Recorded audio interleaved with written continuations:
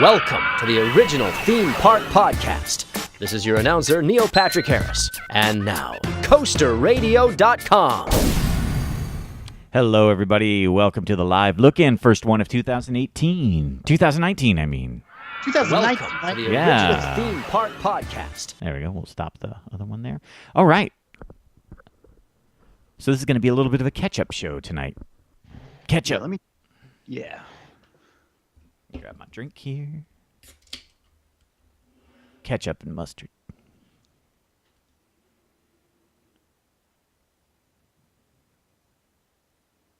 Okay, you just let me know when you are set, and I will start I'm ready. rolling. Okay, Yeah. Here we go. Okay, here's 1313. Happy New Year, everybody, and welcome to the original Theme Park Podcast. You are listening to CoasterRadio.com. My name is Mike. I'm sitting here with EB. It's the very first show of 2019. Yeah, Mike, we do take a little bit of a break here at Christmas time for the new year, so we took 2 weeks off, but we are back. We're going to do some cool theme park talk, even though it's the off-season tonight. Yeah, that's what I love about just getting through the off-season. This is what people would do before podcasts. You know, when you're in January and February, you get together with your friends and you talk about what's coming up. Because there are no parks to go to, man, unless you live in Florida or California. That's it. Did people do that, Mike? Yeah, Did people do that? So you're telling me that like back in 1999 or 2003 or whenever it was that you're talking about this magical before podcasts era. Oh, yeah. People would just, let's gather, friends, the first week of January. Or I would like to chat about my favorite summertime activities. And you would light a That's candle. what would happen? That's what would happen. It would always be every That's what January. would happen. Okay. Well, Okay. So young people yeah. who are listening to this podcast who have no memory of before internet, that's what it was like back in those days. I remember back where you and I used to work, I think I used to bore you guys with talk of theme parks until I finally convinced you all to come on. To come into a podcast with you.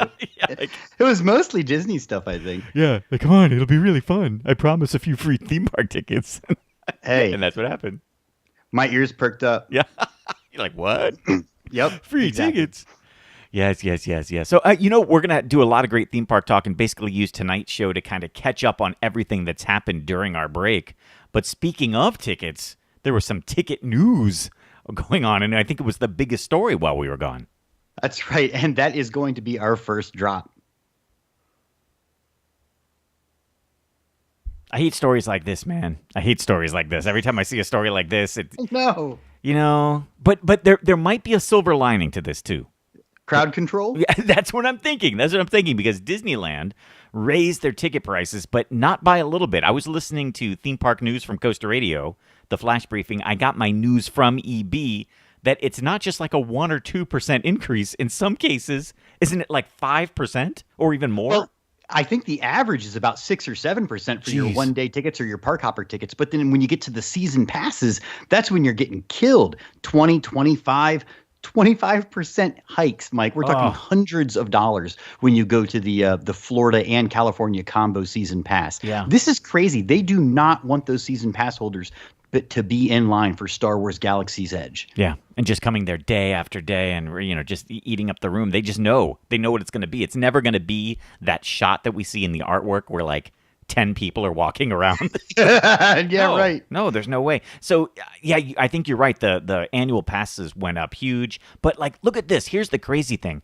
The peak park hopper tickets is what I was looking at there. And maybe we should even talk about just if you want to go to Disneyland, let's say you live in Southern California and you wake up and you say, I'm going to Disneyland today. On a peak day, it would cost you $149. On a peak day. That's a lot of money. Yeah, on like a crowded Saturday or something. And then if you wanted to park hop, I think you're looking at $199. That's up from $185. So, man, you can't do what Walt envisioned you to do. Like just to kind of say, hey, let's take the family to Disneyland today. Like those days are done. Long gone. Well, and I think those days are done especially because we're seeing those 6-7% price increases for those daily tickets, but it's those season passes at Disneyland. Disneyland is in a major metropolitan area, one of the largest cities in the world, in the United States. And I think that's really what they're trying to do is stop people from just coming to the park for the night. Right. I mean, that's what Walt wanted. Right. Like, hey, it's Saturday afternoon. Let's go to Disneyland. Right. And people who live in Los Angeles, they will say, hey, I'm just going to go to the park for dinner. Yeah, that's true. And I just want to walk around. I want to see the fireworks tonight. But not anymore. That's what they're trying to do. They want to get those people out, and they want to get the high-ticket destination people in. Yeah. Disneyland was not built for the crowds that it's currently servicing, and it shows on a crowded Saturday or something. It's miserable to be there. I mean, it's such a charming park when it's the way it's supposed to be.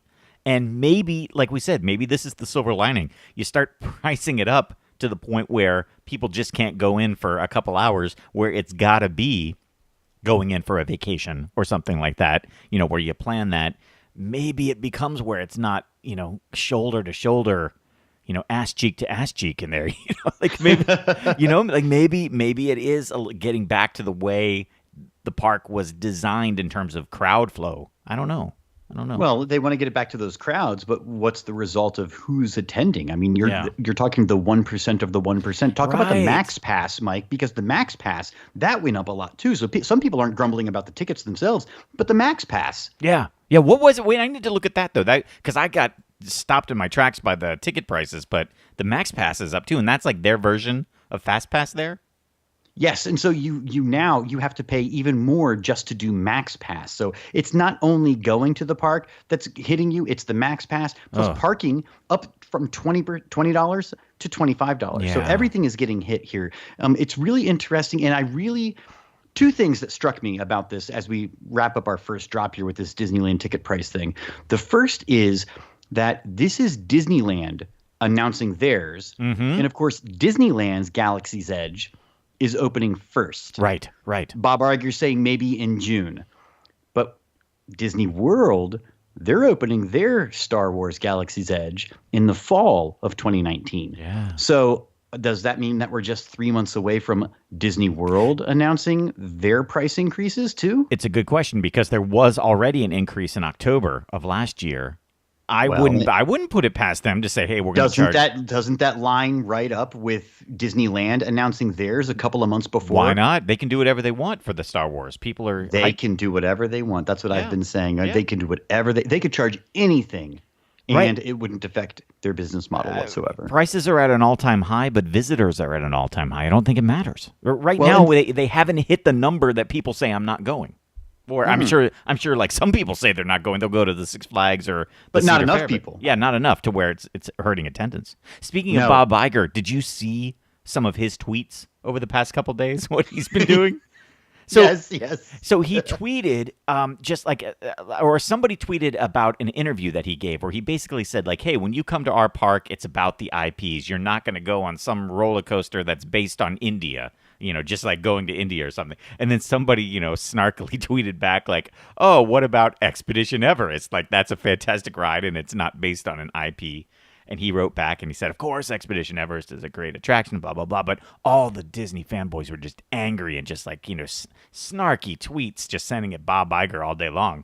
And then today, we're recording this on Tuesday, January 8th, but today he grabbed a tweet, like he retweeted something about Captain Marvel, and he goes, don't worry, everybody, we're making 50 Captain Marvel rides, and we're going to have a Captain Marvel cruise ship, and we're going to have a Captain Marvel theme park. Like, he's totally just trolling all of the Disney fanboys, and I got to say, I kind of like that. That was kind of funny. The Captain Marvel stuff was pretty funny. I saw that Captain Marvel with her smirk. She can't smile, right? Because I think that's kind of like trolling the fans too, because everybody was like, she's not smiling in any of the promotional materials. And now it's like, fine, she'll never smile. Only a smirk. That's as far as she'll go. There we go. Expedition Everest. I'm surprised he didn't tweet out Expedition Everest, the movie, is coming this summer. That would have been funny if he had done that. I'll show you. Yeah. I can fund a movie just out of spite. Yeah. But I love it that like we live in an era where like just some like fan in his basement can like rage at Bob Iger, like and at enough that it gets traction and makes him respond. That's exactly where he's sitting there in his mansion in Beverly Hills, going, "I've got to respond to this. This is too much." So come on, man. I was surprised he took the bait, but he did. He did. He did. So the second thing beyond the Disney World and Bob Iger's reaction, of course, Disney World's reaction, maybe raising ticket prices in a few months. The second thing that I thought of with this ticket price thing is that Angel Stadium deal. Yeah. That we've talked about in the last month here, where the lease is up for the Major League Baseball team at the stadium in Anaheim, and the city of Anaheim has the lease on that, or owns the property and was leasing it. And so now, is Disney going to buy it? Because that's not too far away, about 4 miles. It's almost a straight shot right from California Adventure, where they could build a monorail, build some sort of transportation system. Is that possible? I mean, is Disney looking at our park is overcrowded, we have to raise ticket prices to drive crowds down? Well, what else do you do in a supply-demand situation? Build up supply, right? Yeah, sure. Yeah. On the West Coast, there aren't the same restrictions on the Marvel stuff as there are on the East Coast. So, man, build a Marvel park if you want to go wild. So, yeah, this Disneyland ticket price thing, I think we're going to have to keep an eye on it. I think it has repercussions for the future in so many different ways. So it's a worthy first drop for CoasterRadio.com after being gone for a couple of weeks. That's true. And, we were gone for a couple of weeks. You think during, the Christmas holidays and New Year's, there'd be no theme park news. That's why we take the time off. But there was a bunch of news. There was a ton of stuff to talk about. There was a lot of news. So if you are not paying attention to CoasterRadio.com's theme park news, as the Alexa flash briefing, as the Google Home alert, as all of these different home devices, the smart devices, we have the daily news podcast that's out there. So go find it. It's CoasterRadio.com, the theme park news. Yeah. And if you want to get a little taste of what that's going to sound like, check it out right now. This is our segment we call Quick Hits. That's right. So Quick Hits here tonight. We have first up, Mike. Oh, you're supposed to. Oh, no, that's okay. You did it perfect. That's because I'll just add the sound effect and you jump right in. Yeah. Right. You sneak it in there. Yeah, go ahead. All right. That's right, Mike. And the first quick hits that we have, we're kind of looking back at the last week or so. Disney's Galaxy's Edge, we already talked about this, but we've seen imagery now from Disney about what the inside of these rides look like. And I got to tell you, I'm surprised at the Rebel attraction. I really appreciated that they shot a couple of shots for this preview video where it was shot from ground level and they brought in actors to walk around the land so you get a sense of what it looks like. And is it real? I'm so confused because Star Wars in general is just like fake green screen stuff these days. Yeah. And so I think all of this is fake. I don't even know if it's still real. Yeah, I could be wrong, but it looked like maybe some of it was actually shot in what's been built. But then you look at kind of the overhead views and you don't know how far along they are. But it looked like some of it might have been in the real place. But you're right. Well, with all the Lucasfilm stuff, they can do whatever they want and make it look the same. They can do anything that they want. So, yeah, we have the story person from Lucasfilm. We have the parks guy, and they're both kind of sitting in this dark void talking about what the attractions are going to be. We see the lights flashing on the Millennium Falcon. We see, like you already mentioned, the Outer Rim planet or whatever it is that we're visiting with only a few people meandering around. It's not going to be. It's going to be shoulder to shoulder. Yeah. And then we see the cockpit of the Millennium Falcon with like four rows of 2 seats. And everybody's flipping switches like they're playing Space Team. Yeah. Supposedly there are going to be like 200 switches that you can flip, and each one does something.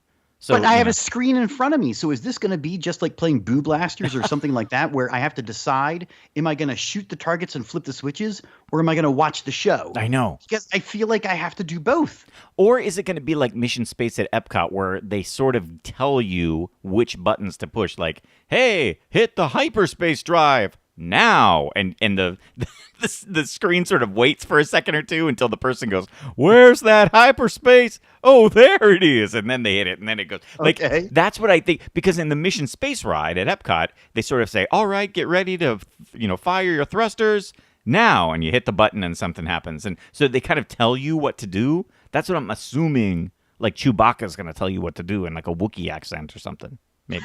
And he's going to have one of those little porgs on his shoulder, right? So what's the second one? Rise of the Resistance, right? Yes, Where you are going through, we think it's going to be a walkthrough portion, but then there's some sort of, is this like the Winnie the Pooh thing where you have 8 people inside of a car that goes through and you see the AT-ATs that are shooting lasers at you or something? Well, that was the part that impressed me. Well, 2 things about of this. First of all, the creative director of this said that this is going to be the most advanced Disney attraction ever.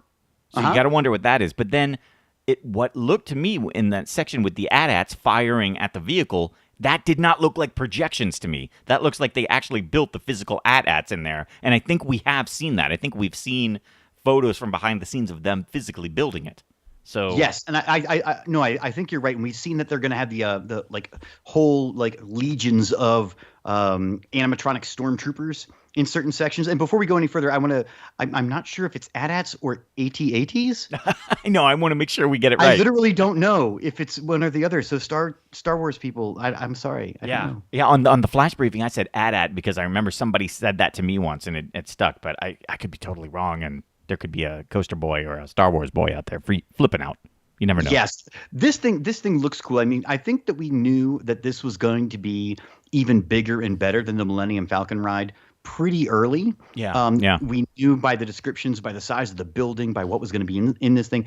I didn't know this would have this vehicle that we've seen in this video. That Disney released. Mm-hmm. That was kind of surprising to me. What I've also noticed about the entire experience here is I watched The Last Jedi just recently. For the first time? Remember that? No. Oh, okay, yeah. I watched it again because it's on Netflix now. Yeah. And I was surprised because I forgot the ending where it's the whole thing where it's like, the little kids are going to be the resistance. Yes.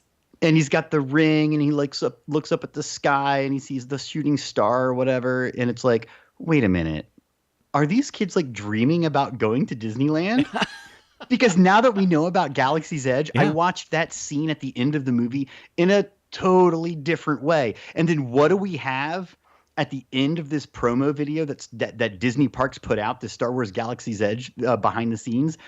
A kid looking up and saying, I'm going to be the Resistance in the Resistance ride, Mommy. And then he runs out and grabs the hand of his mom. And again, let's talk about this. We cannot emphasize this enough. They're running around Galaxy's Edge. There's no people. Yeah, there's no people. There's no people in it. Yeah.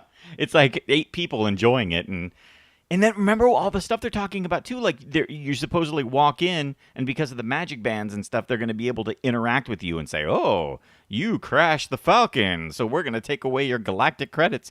How is that going to happen with, like, 20,000 people in there? Yeah, I'm looking at it right now.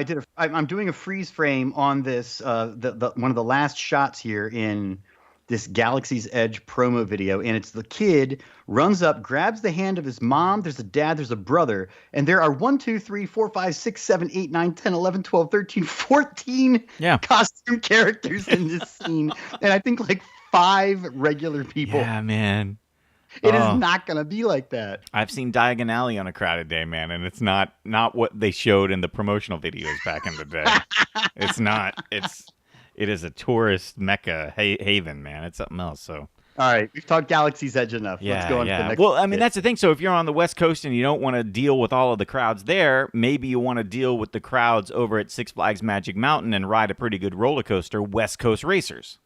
This is the coaster that I'm most excited about. I think this one, and what's the one up at in Chicago? Oh, Max Force. Max Force. Right? Max Force. Also called Max Air. Yeah. I'm really excited about that with the acceleration, and I'm also excited because I can actually get to that one. Yeah. I think pretty easily. But West Coast Racers, this is one of my most anticipated coasters of 2019, and the quick hit is, we still don't know if this thing has over-the-shoulder restraints or not. Yes, we've seen 2 different renderings now, right? One with over-the-shoulder, and the most recent one did it come from West Coast Customs, of the West trains? Coast Customs actually tweeted it out, I guess, or posted it somewhere. Yeah, and their rendering that they have, it doesn't have over-the-shoulder restraints. And so Coaster Boys, when the first video came out, were like, why does this have over-the-shoulder restraints? It's totally unnecessary.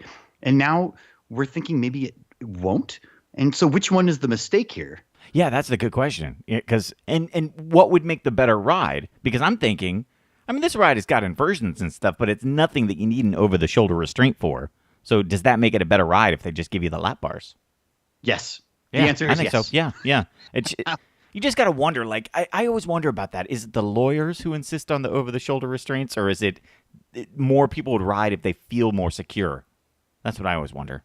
Well, it's kind of like the other story that happened. It's not an official quick hit, but that mom that had the Christmas card of her with the King to Ka restraint breaking off. Oh, yeah. Did you see Oh, that I one? did see that one. Yes. Yeah. And it was like, oh, those are just there for aesthetic reasons only, not safety. Yeah. Yeah. Which I Like, guess. hell, is that why we're putting over the shoulder restraints Yeah, on rides exactly. these days? You got to wonder. So, I don't know. So, yeah, I'm with you, EB. I'm looking forward to West Coast Racers. I'm really wanting to see what that ride is, and Max Force too. I think those are my two favorites. Although, man, I'm also looking forward to Copperhead Strike too. So it's going to be a good. 2019 is going to be good. 2019 is going to be good. So. Yeah. 2020 is going to be good as well because that's where we're talking about Hershey Park and the new entrance and the new Chocolate Town. And supposedly we're recording this on Tuesday, January 8th, but on Wednesday, January 9th, supposedly we're going to get some news about this. Yeah, so this is we're recording the show live at live.coasterradio.com for the live look-in. People are watching us right now on video and audio. Yep. Behind the scenes style. Tomorrow, there's supposed to be some sort of press conference, groundbreaking event, and allegedly more information about what's coming to Chocolate Town. All we know is it's the sweetest roller coaster ever built at Hershey Park, but we don't know details about it. The renderings obviously make it look like it's going to be this giant B&M roller coaster. Yeah. But because we're not doing the podcast live on Wednesday night, we don't know. So, Mike, let's edit in right now our reactions to it. So I'll do a good one, and then you do a bad one. Okay. So, okay, ready? Yeah. Here we go.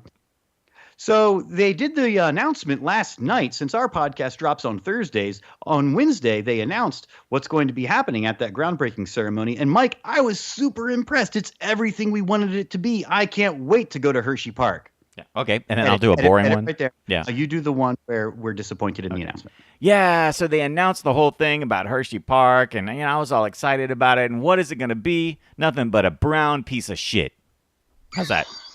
I like good? that because Yeah, now you get to edit a beep. Yeah, add a beep on in too. top of Yeah, it see? also. There we go. That's There we go. That- We're covered. We're covered either way.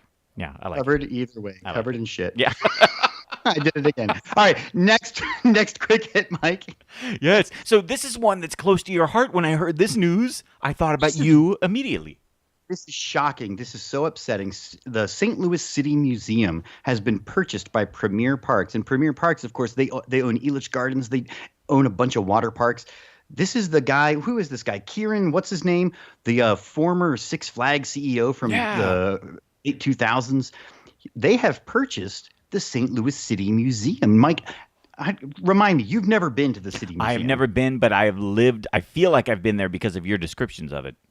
Yeah, the City Museum. If you've been to the City Museum, I know that you are just like me and you are a passionate evangelical of the City Museum because that place is the craziest, weirdest place. I've been all over the place in the U.S. to all sorts of crazy, weird, wacky attractions. The City Museum tops them all. It's a playground, art installation, garbage junkyard pile, all rolled into one. It's 10 stories tall in an abandoned shoe factory where they have insane millionaire artists do installations. So you can crawl through tunnels. There's like a whole cave system that you can go through. There's water features. They have disassembled buildings and then reassembled them inside the building. There's airplanes that are on the roof. There's a Ferris wheel. There's a bus. There's interactive light experiences. There's a tiny circus inside and a train. The whole thing is bonkers. Awesome. So Premier Parks has purchased this thing. Fans of the City Museum are really nervous. Yeah, because they're wondering, is it going to suffer the same fate? Because it sounds like such a wonderful place, but aren't they kind of saying they're going to be hands off, right? They're doing their best. They're saying they're going to be hands off. They mostly are trying to just take over operations of the City Museum. So if you get like a bunch of deranged millionaires and a bunch of wackadoo artists together, yes, they're going to make something incredible. Yeah. But they don't have the wherewithal to actually manage the thing. And so that's the best case scenario, is that Premier is going to come in and actually modernize the ticketing system. They're going to be able to update the website so it's more user friendly.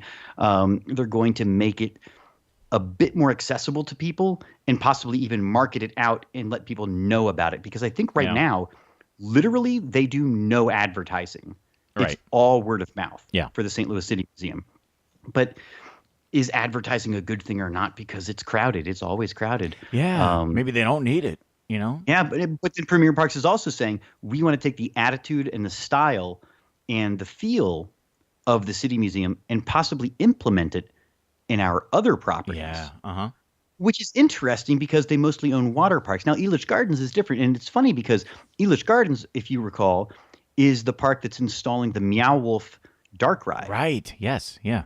Meow Wolf out of Santa Fe, they are very, very like the City Museum, where it's, again, deranged millionaires and wackadoo artists combined.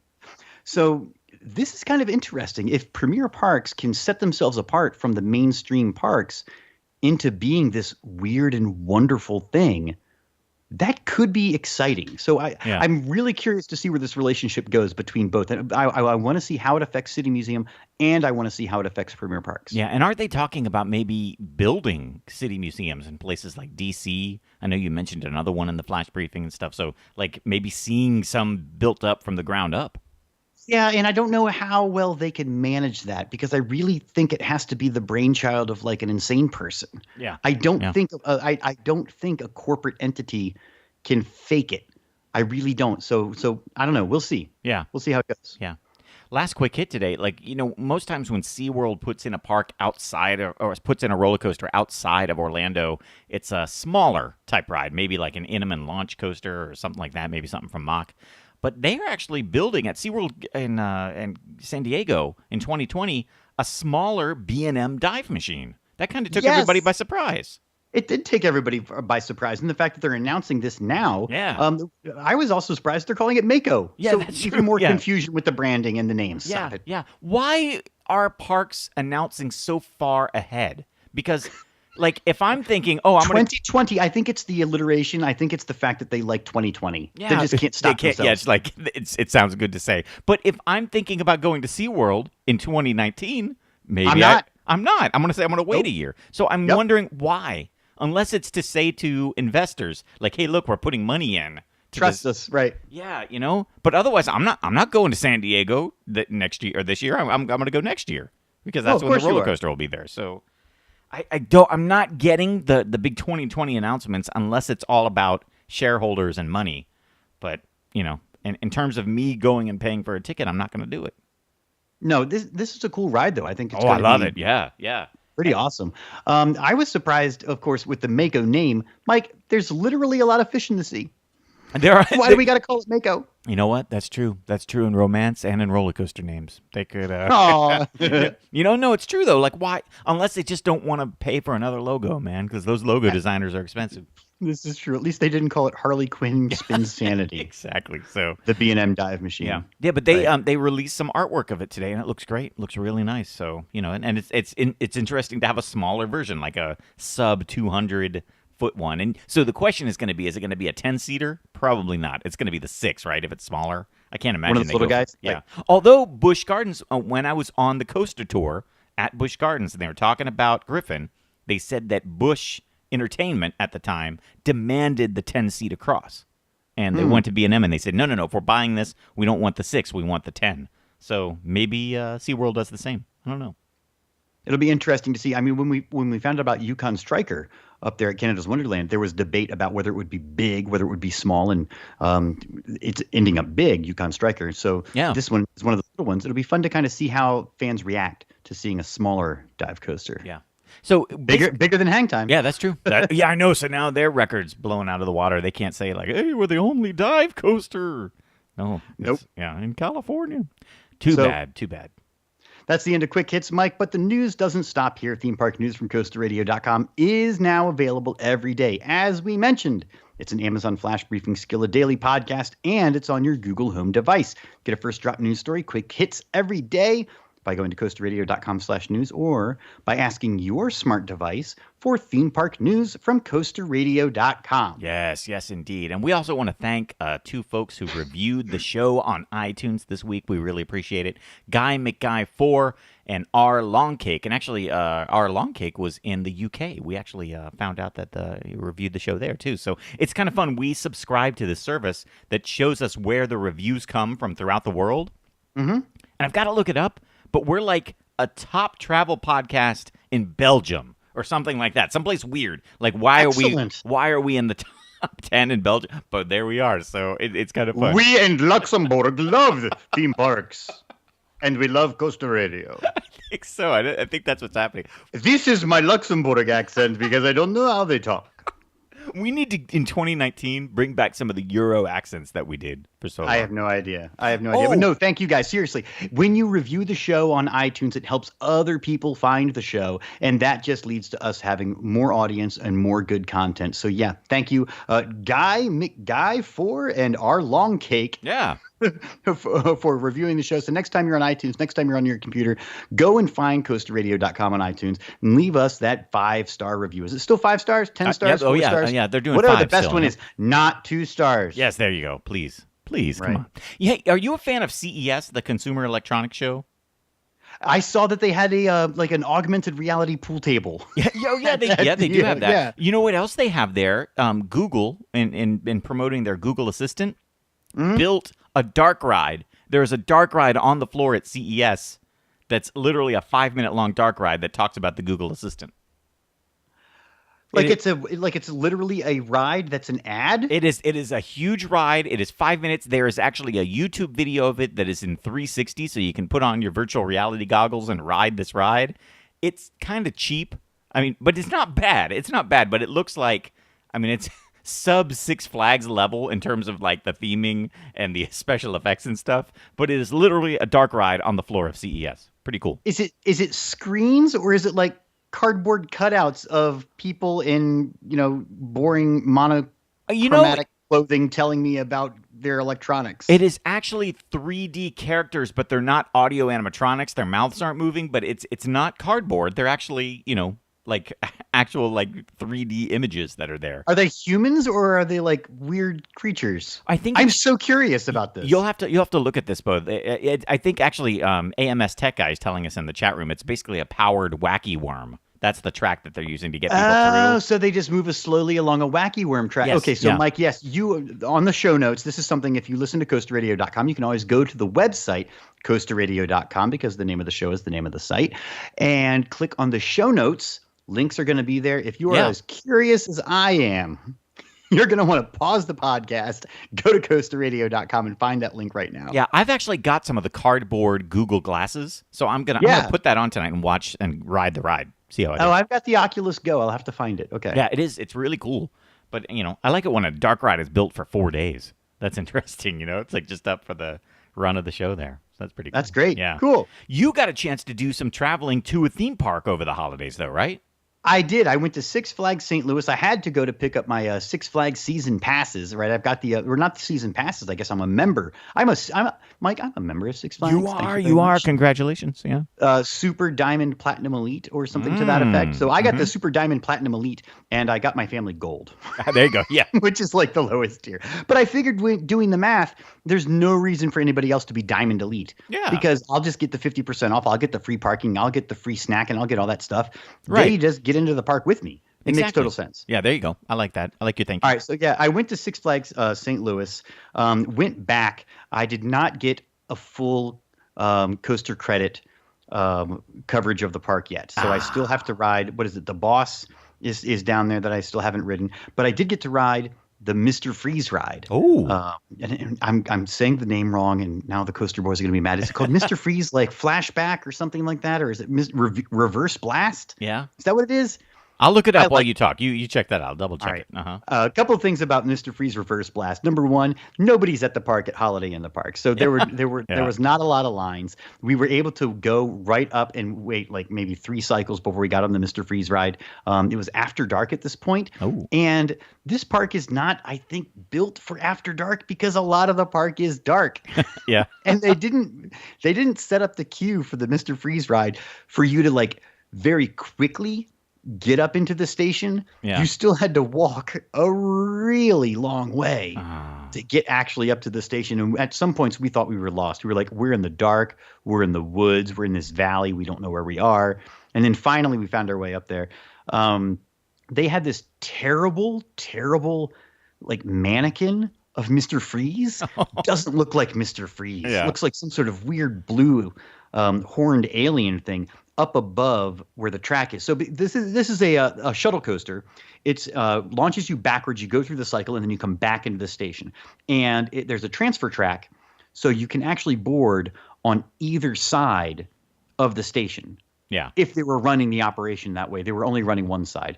But up above, if you can imagine two dead-end tracks, up above that was Mr. Freeze at his workstation. Freeze in my hand. Freeze in my hands. You better get your car in the garage. I'm coming. It's winter. No, he looked so bad. I rode this with Mark because I think it's got a 54-inch height requirement. So we were the only ones that were tall enough. My wife didn't want to ride it. We go up there. I don't think he realized what the ride was going to do. Yeah. Because he had his head in his phone the whole time that we were like meandering through the queue. Yeah. He did not know what this ride was going to do. And so when it launched us through that top hat, through the inversions, and then back again, he was genuinely screaming. It was awesome. So I really like the Mr. Freeze reverse blast. I did get that credit. Yeah. We rode all of our favorites. The Spinsanity that they have there. They have Ninja. That was a lot of fun. I really like Ninja, even though it's a terrible roller coaster. I got my free hot chocolate. Oh, nice. Okay. Because you get like a free snack when you go with the Diamond Elite Pass. 50% off everything in the park with Diamond Elite, which is pretty boss. We bought some Christmas gifts while we were there. That's nice. So all that was 50% off, even the discounted stuff. So we went to the clearance rack, and then that was even 50% off. Wow, that was cool. Yeah, holiday magic. I got my season-long drink cup. That was cool. The complaint I have, and part of the reason I wanted to go in the winter to get these passes was because I knew the logistics of it weren't going to work well. Yeah. Right. I was just like, Six Flags, and I'm going to Six Flags St. Louis. Something's going to go wrong, or I'm going to wait in line. The combination of those two things. Yeah. And I was right. So I go, and there's like signage that says members this way, season pass this way, passes registration, new members this way. I have no idea where to go. So I go up, follow one sign, wait in line, get up to the guy. He's like, no, you got to go over to this line. Mm-hmm. Finally, we get it takes us like 45 minutes to figure out where to go to get our passes. Oh, man. But we got our passes. All was well. Good. Ultimately. Yeah. And I've got them now, and I've got my lanyards, so now I can go to all of the parks. Of course, when we were in the parks, and there was one ride that had a long line, I think it was Spinsanity, which is the old Mr. Six ride. I said, oh, we can use our Cut the Line, because I get 2 Cut the Line passes with my Diamond Elite. And so I go up to guest relations. They have guest relations throughout the park. And I say, hey, I'm Diamond Elite, and I would like my Cut the Line passes. Like, oh, no, you have to go back up to the front at guest relations. I was like, wait a minute, the front guest relations? You mean outside the park? Come on. Like, yeah. So I have to leave the park. Come on. And go to the guest relations outside the park and wait in line again. No, I'm not doing that to ride. Come on, guys. Yeah, they should have they had some behind the desk there. They could have handed one over. Come on. That's really so that's really dumb. So the way that it works, I guess, is you actually have to go to that first kiosk when you come into the park. You pass the metal detectors, then you go up, you scan your card, you get all your perk stuff out of the way, then go in. Yeah, that's how they want you to do it. But that's my idea. See, that was the whole point. Is let's go in the wintertime when there's not a lot of people, where we're just hanging out. You're right, and we're gonna figure it out. I'm not gonna go. I don't want to drive to Texas.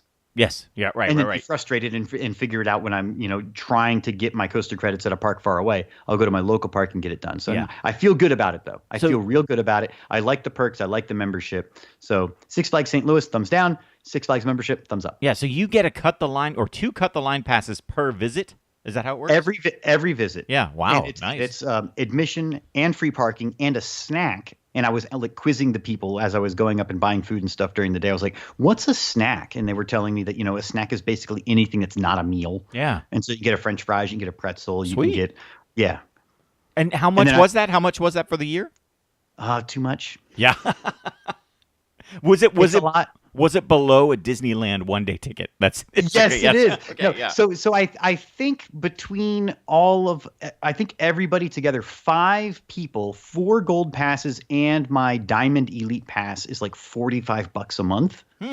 That's not too bad. That's not Which bad is at all. not too bad. And I figured if I can get everybody to go to the park 3 times. Yes. Oh yeah. That'll pay for it. You're done. Yeah. So as long as I can get everybody to go to 3 parks then we're good. But if That's I awesome. can go and maybe take one kid along to other parks, then that's bonus. Yeah, but also once you start trading in or picking up those perks and the front of the line pass, that's like cash money in your hand too. So Yeah. you start like making up some of that money with that, like the hot chocolate, the s'mores, the merchandise discounts and stuff like that, and the all of it. Yeah, I really think when they start adding in those perks, it really makes it worth the membership.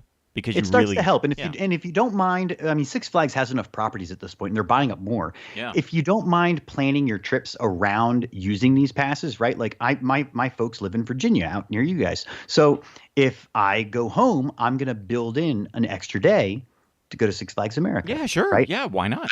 When I'm looking at my calendar, I'm saying, where do I want to go on vacation this year? Well, maybe I'm gonna take a week. And we're going to go down to Texas. Right. Yeah. And I get those 2 parks. I'm going to go to New England. I can knock out a bunch of stuff.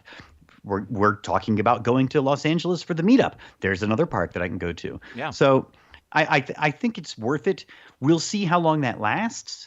That's my thing right now, is that it's a membership, not a season pass. Yes. And so after I get through this year, when do I get bored of Six Flags? Because I feel like having a Six Flags membership is going to make me not want to go to Cedar Fair. Right. Yeah. Right. And so that's really where the conflict is going to come in. I'd love to hear the opinions of the listeners who have memberships to Six Flags and also have season passes to the Platinum Pass or whatever to Cedar Fair. Yeah. Do you have one or the other? Have you ever switched back and forth or regretted your decision? Or do you own both and just go everywhere all the time? Yeah. I don't know. So I would bet a lot of listeners have both. I would really bet. Yeah. It'll be interesting. It'll be interesting to hear from everybody. So I do want to hear your opinion. So feedback@coasterradio.com, Facebook, Twitter, wherever. Yeah, those are all the places you can get us. But there is also a P.O. Box, EB, and we actually get physical pieces of mail to read on the show. That's right. It's time for mailbag. And I guess because of the long break, EB, you got a lot of mail in the P.O. Box, right? Mike, we got a lot of mail. Oh, so we got to go through this, man. Look at this. Okay, first one here. I've got. I've already opened it, so I'll just pretend I'm opening it right now. Yeah, there we go. There's a little sound effect. Pretending I'm opening it.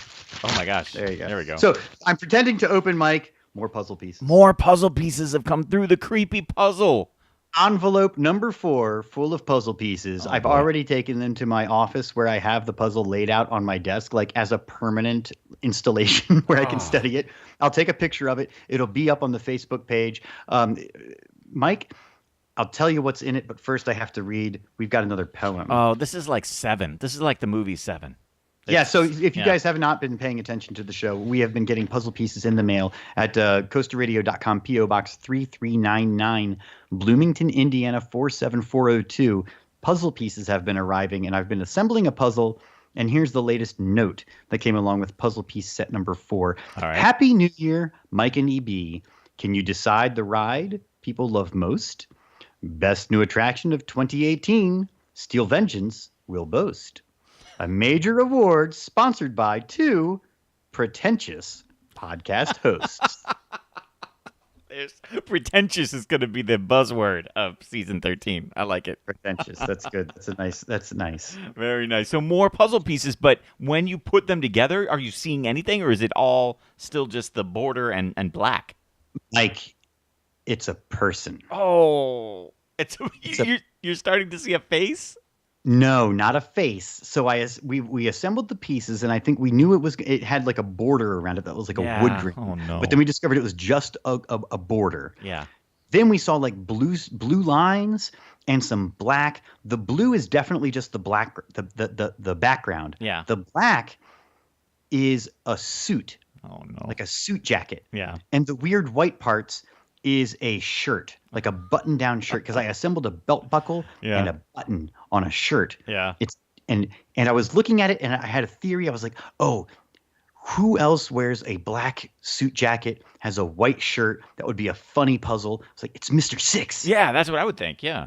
I was totally down with it being Mr. Six, and I Googled Mr. Six, and I'm doing this investigative, thing. The puzzle person is like rolling on the floor right now because it's so not Mr. Six, but they love the fact that I spent time at my office trying to figure it out. Because Mr. Six, of course, Mike, do your damn research. He wears a cummerbund. Oh, that's right. He does. He doesn't have a belt buckle. Yeah. Yeah. So what is this? This is weird. So I have no idea, but it's definitely a person of some sort. And now my current working theory is that I'm going through all of the people that we talk about that would be funny, right? Is it a Donald Trump puzzle? Is it an NPH puzzle? Yeah. Is it what could this be? And then I finally had epiphany. Oh, okay. As they say on the On How I Met Your Mother. I had epiphany. Not epiphany, the I had epiphany. epiphany. Yeah, there you go. And I had the epiphany. What if it is like a custom puzzle? Like they took a photograph and then made it a puzzle. That's what I'm thinking it is. Yeah, yeah. Right. And so this is a person wearing a suit. I'll assemble the whole thing. Then the last puzzle envelope that I get is the face and then like a speech bubble, like a cartoon. Says something. To us. Yeah, that's what I'm worrying about. Yeah. I have no idea. Oh, okay, so that's the first thing that was in the mailbag. Okay, the second thing in the mailbag. This is pretty sweet because I understand international shipping. Patreon members that live overseas, they know they don't get a lot of mail in the snail mail club because it costs a lot of money to send stuff. Yeah. But sent international standard with the Queen's photo. Got a great package from the Roller Coaster Club of Great Britain, Mike. Oh, they sent something to the P.O. box. That's so nice. They surely did. In fact, they sent a whole mess of stuff, and I'm going to we got stuff in the mail because I'm sending some of the stuff to you, Mike. Oh, so thank here's you. the card. It is a Roller Coaster Club of Great Britain card. It shows a roller coaster with a bunch of rather British-looking cartoon people. Yeah, there you go. Going over the first drop into the clouds. Yeah. And inside it says, to Mike and EB, thanks for everything and all you do in 2018. Best wishes. I hope you both have a fab Christmas and New Year holiday. All the best for 2019, Matt and sister Ray Ray. Oh, very nice. Very kind. So that was very sweet. And then inside, we find that we have included I'm dropping everything. So we have all sorts of different goodies here. There are some Roller Coaster Club of Great Britain bumper stickers. Oh, this cool. one says real coasters are made of wood. This one, it says on tour as a bumper sticker. Nice. Also have some cool stickers. I guess that were like parking pass stickers, which is a thing. Matt sent us his business card, which is kind of fun. But then also a couple of keychains. Oh. So I'll send you a keychain, Roller Coaster Club of Great Britain keychain. And this is kind of fun. Remember, of course, listeners, you recall, we talked to the Roller Coaster Club of Great Britain on the show as they were doing one of their U.S. tours. Yeah. That was a lot of fun. That was great. I really enjoyed that because remember, they were like live on the bus, I think drinking at that point, which was kind of fun, having some pints there. Or they also talked to us from the Applebee's too, I remember, where they definitely had some pints. So I think we did a couple of episodes with them where they called in during their roller coaster tour. But this is really fun. He sent us their tour bus puzzle book. So this is a puzzle book. It's several pages long that Matt built for the Roller Coaster Club of Great Britain members who were on the bus. It has a crossword puzzle. It has a find the picture. It has like a roller coaster Sudoku. Wow. It has a maze in it, a word find. This is really great, and everything is themed. This is not stuff that he copied. This is stuff created just for the club. Sent it to us so for that tour, we can enjoy some of that fun as well. I love it. So good. Hold on. This the one puzzle. I got to flip through. I'm finding it here now. There's the word search that has roller coaster names from the parks they're visiting on the trip. But this one, excuse me, clues for the UK versus USA lingo crossword puzzle. And so it actually has the across and down clues where it has the British word, and then you have to write in the American word. Ah, I see. Okay. Right? So it's like, That's what fun. is a lorry, right? A torch, crisps, Yeah. a lift. And some of these I'm reading, I'm like, I have no idea what you're talking about. Like a bonnet on a car, like I know what that is. That's the hood of a car, right? Yeah, right. But I have no idea what he's talking about. Like, what is, like, petrol is gasoline, that's fine. But a solicitor is a lawyer. A rubber? Yeah. I don't know what a rubber is. Aren't like rubbers in England when it's like your raincoat or something, right? You got to wear your rubbers. Oh, is that a boot? like your galoshes. Yeah, but I like that these guys made like a puzzle book, something to do Oh on my the gosh, bus. it's this whole puzzle book that he passed out on the bus. So this is a lot of fun, Mike. He sent multiples of a couple of these things, so I am putting these into a package. I'll be sending your way. So thank you. That'll be fun. Too. Thank so you yeah, to thanks the to guys Matt there. and everybody at the Great Britain Roller Coaster Club. Another postcard in the mailbox from our friend G4. Oh yes, and this is a extra long postcard. Look at this one, Mike. Oh wow, look at that. Yeah, I see. It's Pennsylvania State University's first building, the Old Main, built in 1863. So hi, Mike and EB. If Pennsylvania was measured by its postcards, it would be bigger than Texas, because it's a big postcard. So your G4 discussion topic of the day: what elements make holiday theming successful rather than cheesy? Yeah, so at like a holiday event at a park, like which ones work, which ones don't. So what makes it successful rather than cheesy? And happy holidays, whatever you celebrate: Christmas, Kwanzaa, Hanukkah, or the war on Christmas. So that's for G4. So Mike, I think lights. I think lights are the way to go. You can be open late. You got to do outdoors stuff, which is the little fireplaces. You got to have s'mores, hot chocolate. Six Flags at St. Louis, they had all of those things. Yeah. I really liked it. I thought it was really cute. Something they did, they actually did do cheesy overlays of some of the rides too, though, especially in the kiddie section. They actually changed out signage where they would change the Bugs Bunny ride.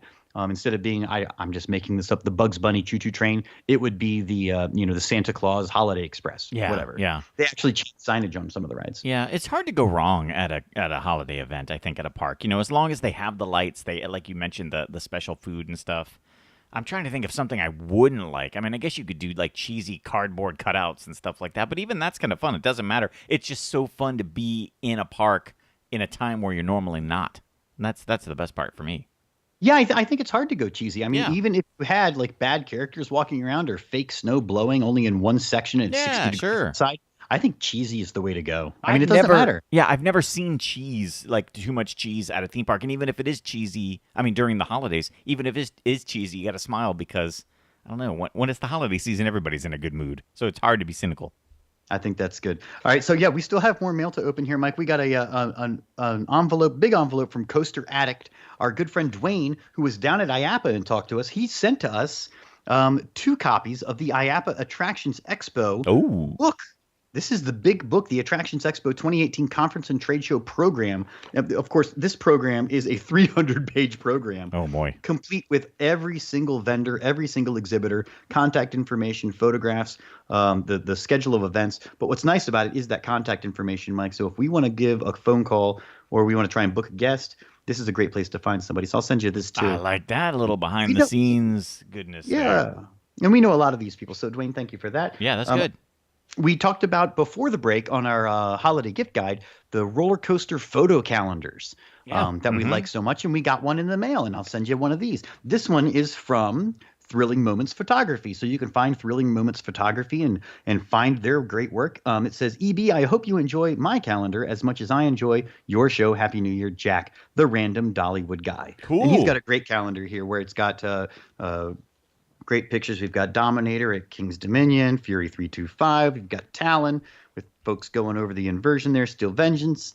All sorts of great pictures, Mike. So I'll be sending this one to you as well. Yeah, you know what's cool is that like there aren't, you mentioned this on the gift guide, there aren't roller coaster calendars available out there. So I like that the people at Coaster 101 and the people at Thrilling Moments Photography, like they make their own, but they're high quality calendars. It's not cheap. Good stuff. Yeah, it's great. So good for those guys. I like that. And we did get several other Christmas cards. I give shout outs to everybody, but one of them is from Heather, and I wanted to read this one specifically. It's got a purple Darth Vader on the front with a wreath around it, and it says, "You Vader, watch out, you Vader not cry." Inside it says, "Mike and EB, Merry Christmas. Thank you for putting on such a great podcast that keeps me in the parks, even when I'm not actually in the parks. I fully support EB's plan to build a $1 billion park in Washington. We need one desperately." So that was a couple of months ago we talked about with the Mega Millions lottery. I wish you guys a magical and wonderful Christmas. Heart, Heather. P.S. Where is Coaster Boy? Yeah. He hasn't stopped by the show in a while. That's true. That's been a long time since we've seen the original Coaster Boy. I think we just have him coming right there. Sure. Yeah, hello. So what? Coaster Boy, you just bust through the studio door. What's going on, man? I'm just coming in, so what's the deal? No Coaster Boy lately. Heather's really got me back here, Mike. That's true. You have not been on the show. I don't remember you even being on the show last year, too. It was a long time, Coaster Boy. It's been a while, and Coaster Boy doesn't usually have time for the ladies or responding to the ladies. I'm too busy watching POV videos on Reddit. That's right. I think the reason Coaster Boy... I also watch roller coaster videos on Reddit. Okay, I see. That's what's going on. See, I think the reason, Coaster Boy, we don't have you in is because you're kind of abrasive, man. Let's face it. For years, you've been abrasive on this show. Abrasive? Yes. Whatever. That's fine. Okay. Heather seems like an okay lady. I don't know about you, Mike, but Heather seems okay. And now I'm back by popular demand. Since right. your one female listener has asked for me, Yeah, that's just why. I am back 100%. Yeah. I have not been active lately. It's the off-season, Mike, so I have diverse interests, thank you very much. But I can still come by to give you guys feedback, constructive criticism. Oh, you do have some constructive criticism. All the things you're doing wrong. Yeah. Okay, well, lay it on us because it's a new year. We have new resolutions. Yeah. You guys have the new theme park news thing you're talking about? Yeah. Smart devices? We're not very so proud. smart. It's not so...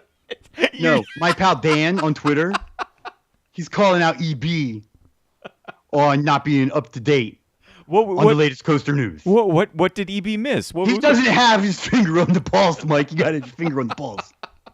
What did EB miss? On the pulse. Do your damn research. EB did not even know about Mako. The new Mako, Mike, not the first Mako, the second Mako. Well, I saw that Dan was saying that it was on Instagram before it was in the mainstream press. Yeah, and then Tyler. Yeah. My buddy Tyler. He's my people. He had it on his YouTube channel 3 days before you. Oh, on Coaster Studios, you're saying. He knew. Yeah. Speaking of the mainstream media, where EB had to get his coaster news. I know you've got Arthur Levine from USA Today coming on the show. Yes. In just a couple of weeks, Arthur will be here. Yeah. Your annual New Year's episode that airs in February. That's right. Good job, Mike. Yeah, that's what we do. At least you're consistent in failing at your commitments. Coaster Boy, there's a lot going on in life these days. It's hard to keep up this podcast. Come on. I, the preeminent Coaster Boy, I don't have a problem with Arthur. I have a problem with you. Yeah. I don't have a problem with Arthur. In fact, he's quite respected in Coaster Boy circles. He really is. He is the coaster ambassador. Oh. Yeah, he's the coaster ambassador. I didn't know that. Yeah. Okay. He's like how, Judy Hopps is an ambassador for the Fury community. Okay, I see. That's not creepy, Mike. No, not at all. Not at all. Hey, it's a perfectly legitimate pastime and hobby, and sometimes lifestyle choice. To each his own, Coaster Boy. So you wonder where I've been? Yeah. It's been a hard off season. Oh, it has been, really?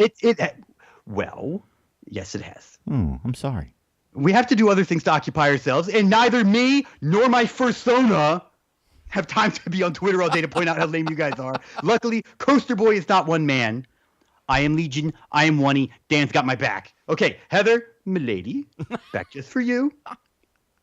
Coaster Boy saying, Coaster Boy out. There goes Coaster Boy. When the ladies ask for Coaster Boy, he does burst through the door and appear. It's very important to him. I feel like that if any ladies listening to this podcast were to request anybody, that it would happen. Yeah. For anybody.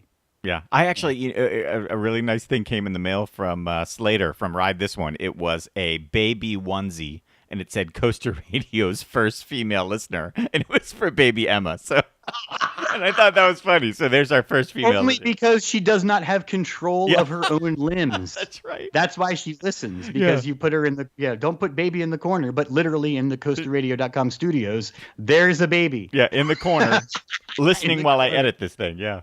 So that's, But it's nice to know that Heather is there and many more wonderful ladies listening to the show. We do appreciate it.